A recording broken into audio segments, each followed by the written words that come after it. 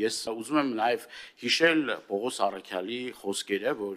ներսի հարցերը լուծելու համար դրսից դատավոր մի բերեք։ Ինձ դուր է գալիս, ձեզ դուր է գալիս, դուր չի գալիս։ Մենք ճնշում գործադրելու իրավունք չպետք է ունենանք եկեղեցու ներսում որևէ փոփոխություններ անելու, որովհետև դա եկեղեցու ներքին գործն է։ Կարգալույց հոգևորականին հնարավորություն տվել է եկեղեցին, որպեսզի գա այնտեղ կարգապահական հանձնաժողով կա, կարգապահական հանձնաժողովի նիստին մասնակցելու եւ այդ հարցերը իրեն ուղղելու, ինքը հրաժարվել է այդ ամեն ինչից։ Ոչ թե այդ պատարագի ընթացքում տեղի ունեցածի, չգիտեմ, ինչ որ կարգից շեղվելու հետ կապված խնդիր է, այլ կոնկրետ այդ մարդը չի ներկայացել, մարդը ասում է, որ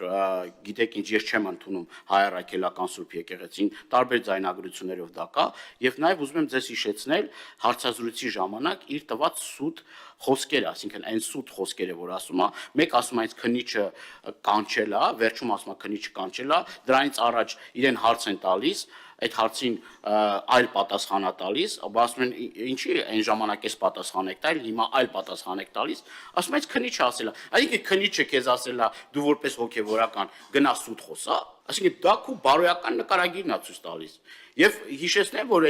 հենց այդ նույն քահանան Կադիրովի մոլի երկրպագուն էր եւ ինքը տեսնում էր երկրի ղեկավար որպես, ասենք, Կադիրովին։